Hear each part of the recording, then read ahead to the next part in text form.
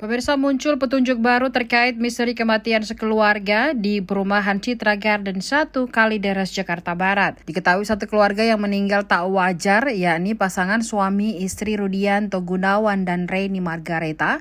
Anak mereka bernama Dian serta adik dari Rudianto, Budianto. Informasi yang dihimpun kepolisian, Reni Margareta sudah disebut meninggal dunia pada Mei 2022 atau 6 bulan sebelum jenazah keempatnya ditemukan warga pada 10 November 2022. Dikutip dari Kompas.com, Direktur Reserse Kriminal Umum Polda Metro Jaya, Komisaris Besar Hengki Haryadi, pada Senin 21 November 2022 menjelaskan bahwa Dian dan Rudianto masih beraktivitas normal dan menemui warga saat hidup dengan mayat. Diketahui keduanya masih beraktivitas pada periode 2-3 bulan sebelum ditemukan tewas. Artinya mereka sempat 3 bulan tinggal bersama mayat dari ibu dan istrinya. Sementara itu, di masa tewasnya Reni, anggota keluarga diwakili Budianto sibuk berusaha menjual rumah yang mereka tempati itu. Hengki mengatakan fakta tersebut terungkap setelah polisi menemukan percakapan Budianto dengan mediator penjual rumah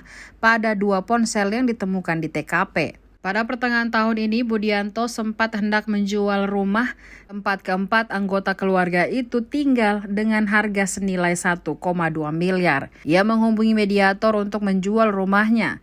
Tak kunjung mendapatkan pembeli, mediator pun menawarkan Budianto untuk menggadaikan sertifikat rumahnya ke sebuah koperasi simpan pinjam.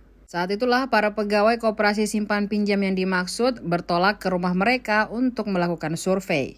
Kala itu di dalam rumah, para tamu menemui Dian. Mereka sempat meminta ditunjukkan sertifikat rumah atas nama Reni Margareta. Lalu, petugas koperasi tersebut meminta dipertemukan dengan Reni. Namun pihak keluarga mengatakan Reni sedang sakit dan istirahat di kamar. Pegawai koperasi tetap meminta diantarkan untuk masuk ke dalam kamar di depan rumah tempat Reni beristirahat. Begitu kamar dibuka oleh Dian, bau busuk yang lebih menyengat menyeruak keluar. Di dalam kamar, petugas melihat tubuh Reni terbaring dalam kegelapan. Tanpa sepengetahuan Dian, pegawai koperasi simpan pinjam itu menyalakan flashlight HP-nya. Begitu dilihat, pegawai tersebut berteriak dan mengucapkan takbir karena melihat mayat Reni Margareta.